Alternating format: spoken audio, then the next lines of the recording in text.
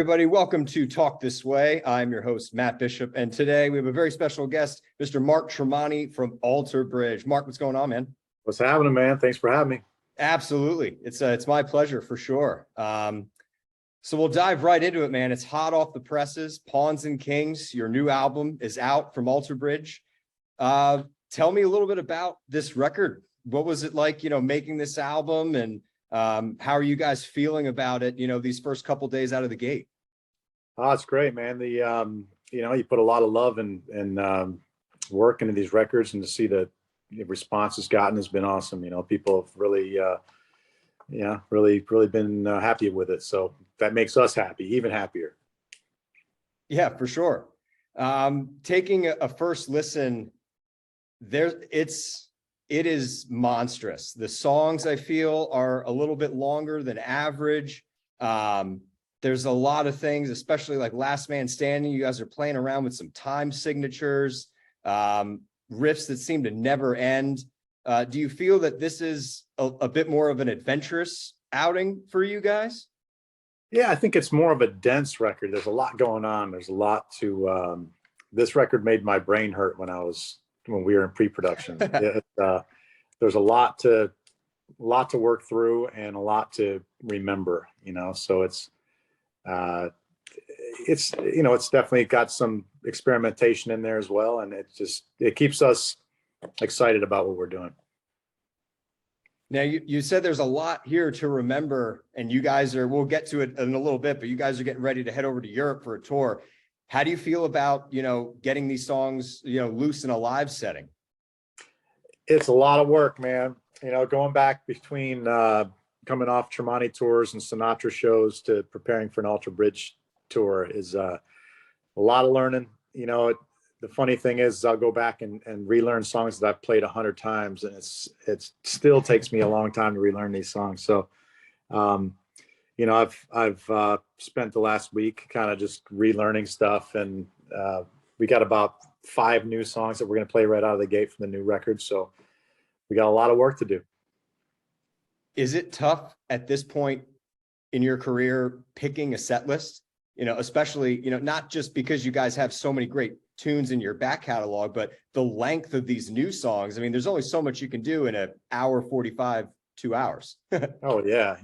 I put pen to paper, and I just, I sent all the guys a list of what I thought needed to be played no matter what.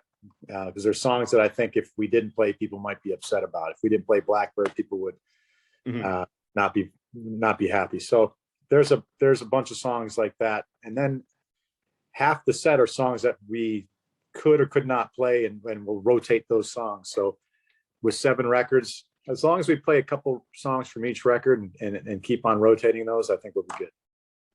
Well, that's also a pretty cool thing about where you guys are at, is that it really keeps people coming out to shows because they're not really sure what they're going to hear anymore. And that's kind of the fun of it, is, are they going to play this song? Are they going to play that one? Are they going to pull this out after 4 years? Yeah. We've got a lot of people that come to many shows on a tour, so we don't want them to see the same thing every night. So we do our best to switch things up. Maybe right out of the gate, we'll stick to the same set list for 3 or 4 shows, but then we'll start throwing new songs in there. Now, here's a question for you. And I think a lot of fans of not only the genres, plural, but, Alter Bridge fans as well. This new record is just super heavy. It might be the heaviest you guys have ever done. That's up for debate. We'll talk about that another time. But Alter Bridge, rock band, metal band, do you guys prefer a label? Is there something that you try to stay away from? We are a hard rock band, I think. Somewhere in between metal and rock. We're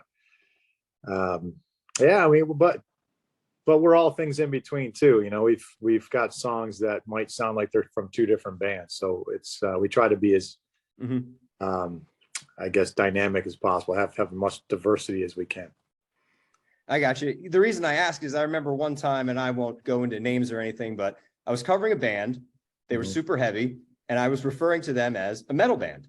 And I thought that was a compliment, but their publicist was like, could you refer to them as a rock band or a hard rock band? And I guess they were afraid of, you know, kind of being pigeonholed with the more extreme end of metal. But I don't know, man, it's all heavy metal. You go back to like Zeppelin, Steppenwolf, The Who, they were cranking it up back in the day. Yeah, so, I don't know. back then they were the metal of the era. Yeah.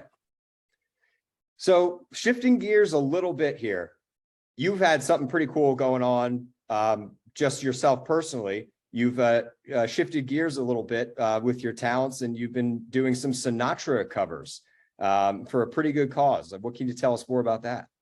Yeah, no, that's about one of the most exciting things I've ever worked on. It's, you know, a few years back, I just became obsessed with singing like Frank Sinatra and practicing nonstop, just like I did when I was a kid playing guitar. I wanted to play like other players and learn as much as I could. Same thing happened with me with Sinatra and big band music. I didn't know what I was going to do with it. And then my daughter was diagnosed with Down syndrome. And I said, you know what, there's a reason for my obsession. Frank Sinatra was a very charitable man, raised over $1 billion for charity. So I'm going to record a record and have all the proceeds go to the National Down Syndrome Society in her honor. So it's been, you know, it's been one of the craziest experiences of my life. I got to record with Frank Sinatra's band members and got the approvals from, you know, the Sinatra family and the gentleman who runs their business, you know, and they don't give that away lightly. You know, it's the guys like Michael Bublé and Tony Bennett. The record went #1 for 5 weeks straight on the jazz charts. And it's, you know, when that plaque showed up, it's probably one of the coolest plaques I've ever had. So it's definitely been very, very satisfying and exciting. That's why it's surreal almost, you know, Yes, with having, absolutely. you know, his band members in there and, you know, the awards and the accolades, you know, obviously that's a wonderful accomplishment, but the cherry on the top really is for, you know, what, you know, the funds from this are going. Oh, wow. There we go. Beautiful. Yeah. We've raised a lot of money and we're continuing to raise a lot of money. And, you know, we're even having talks about opening up a hospital program for syndrome. And fingers crossed that happens. You know, it'd be, you know, it's one of those things you look back on life and you see the highlights, and I would guarantee you this will definitely be the top of my list. Very cool. I have an embarrassing story on my end that I got to share with you. This is going back maybe like 2011, 2012. You guys were out on the road doing some Creed shows, and I was there covering the show. And I met somebody who knows you. I forget her name. She was a lovely human being. And her and I were chatting, and she was like, yeah, Mark's working on some solo stuff. I was like, oh, it's really cool. She's like, yeah, it's going to be like way heavier than Creed and Alter. It's going to be like metal, like real metal. And I'm like, oh man, you're speaking my language. And I said, who's he going to get to sing? He goes, he's doing the vocals. And I was kind of like, oh really? No. Yeah. And here we are. I am eating my words totally. We got a couple of Tremonti albums in the can that have been fantastic, and this Sinatra project, and lo and behold, one of the great voices that we have currently in all of music, rock, jazz, you name it. So well, that's my embarrassing moment, and I come clean. I come clean. No, there's been now. there's been a lot of guitar players over the years that when they switch to the vocal duties, you're kind of like, you know, it's not the ultimate vocal, but you know, everybody's trying. A lot of us guitar players pick the guitar because it's the most emotive instrument that sounds closest, I think, the most that you can manipulate to sound like the human voice, because we all want to be singers. You know, I think the singing is the most emotional instrument, the human voice. So it's you know, I think everybody wants to be a good singer. For sure. Well, I'll wrap up with this. We'll go back to some Alter Bridge stuff here. And I know this is a tough one. Now that this new album is out, looking back on the catalog, where would you rank it in the Alter Bridge discography? And I know that's like asking me to ask you which child is your favorite. Yeah, but it's too new. I'd have to give it a decade to really look back on it. You know, it's just okay. You got to see how it ages. I got you. Yeah. It's just, I always think about that. You know, I see all these lists, you know, every album ranked, and I always hate when they say ranked worst to best. It's just so Yeah. super negative, but I don't know. I've been kicking around doing an Alter Bridge list. So, you know, I'll keep you guys posted, but I wanted to get some insight from the man who actually made them. You know, going back, relearning all these songs, I've kind of looked through some of the albums, going through to pick what songs for the set list. And I think AB3 is really rising up there on the charts for one of my favorite records that we've done. That I think is I like the dark, moody stuff, and I think that record has some great moments on it. Yeah, for sure. I'm kind of feeling a lot of AB3 with this new album. You know, we have some darker stuff like This Is War, and you know, Sin After Sin is a little bit slower, but it's pretty moody. But then you have songs like Stay, you know, that's a little bit, it's kind of like Ghosts of Days Gone By. Yeah. So there's a lot for fans to chew on here. It's like you said earlier, it's a lot to digest. Absolutely. You know, my brother was complaining to me about it only being 10 songs long until he heard the record. He's like, 10 songs is fine. You know, now that I've heard the songs, there's a lot of long songs on there. So it's almost like a 14-song record with these 7, 8, and 6-minute songs on there. Is there anything that didn't make the cut that might 2 be songs hanging around for an EP or something? Yeah, we recorded 2 other songs that we'll release at some point hopefully when we're trying to re-excite the fan base for another tour next mid next year or something, to get people excited about the record again. We'll release those. Very cool.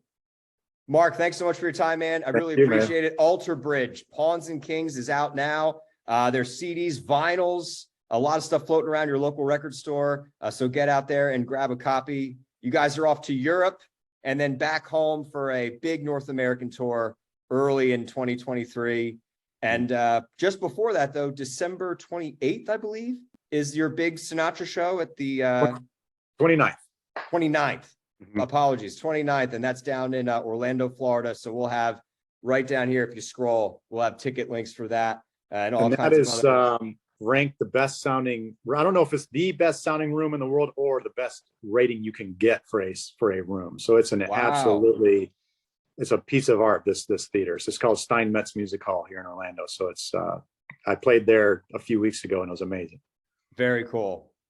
Awesome. Well, Mark, thanks so much, man. I really appreciate it. Thank you. All right, man. We'll see you out on the road. We'll see you when you guys get back.